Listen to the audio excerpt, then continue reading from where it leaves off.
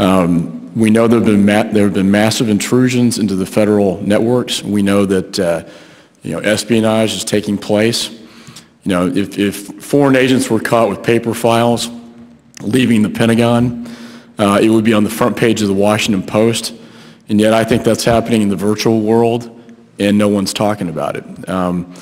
The cyber warfare capability is growing every day.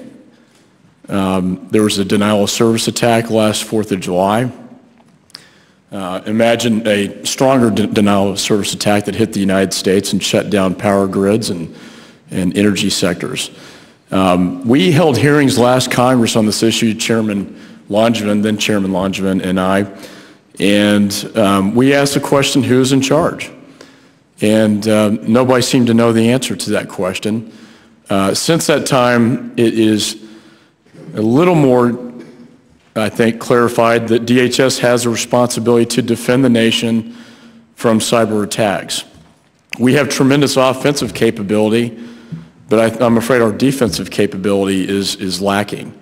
And that's the weakness, that's the vulnerability, that's where I think we need to be strengthening our national asset, as the chairman referred to. And this is for anybody, actually Mr. Schaefer and Mr. Skinner, the coordination with DHS and the other organizations. We have NSA, DOD that are very good at the offensive capabilities, but they're not working with, in my view, adequately enough with DHS to better prepare and defend this nation. Can you comment on that? Thank you, Congressman. Actually, our relationship and cooperation with NSA is fairly extensive and quite productive. They support our mission in a variety of ways with technical assistance on various programs. The Einstein program in particular, where we're currently conducting an exercise on new Einstein 3 intrusion prevention capabilities, is supported by assistance from NSA.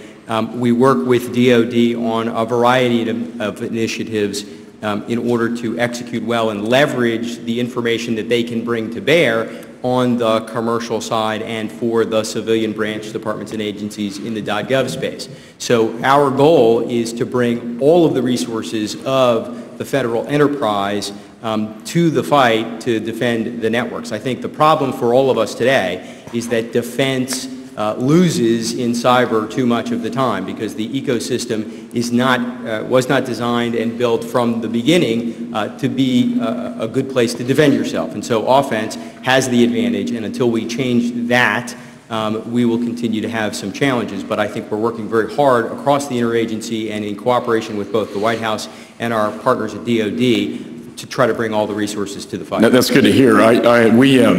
We worked with CSIS to issue a report to the President, recommendations that, in terms of this coordination role, that this be coordinated from the White House, had to be elevated to the White House level.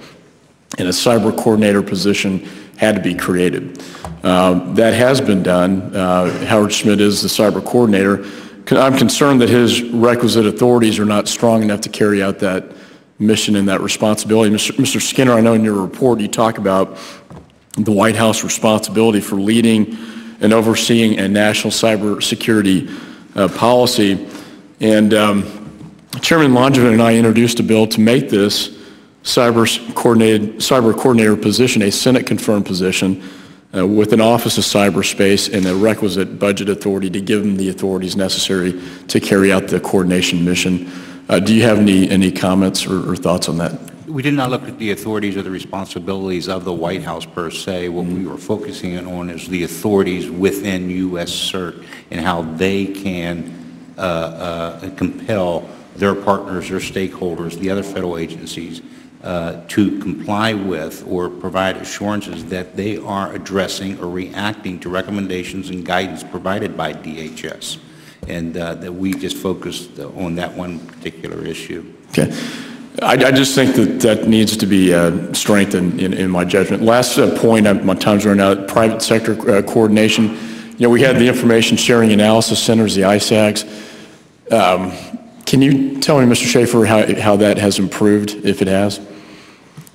The Department, of course, is leveraging the ISACs as well as all of the NIP structure, the 18 sectors, and their sector coordinating councils to execute well in terms of getting information out to the private sector. I think with the MSISAC and the IT ISAC, the Financial Services ISAC, we have various projects ongoing to expand our connectivity to those organizations. So for the financial sector, for example, we have an ongoing pilot where we are using DOD information, DHS information, and the financial services industry information, bringing that together in a way that anonymizes the private sector data so that they're more willing to bring the information forward so that that can be shared among those organizations, operationally improving all of our security posture. So we've got some projects, I think, that really do leverage those ISACs and take advantage of what they can bring to the fight.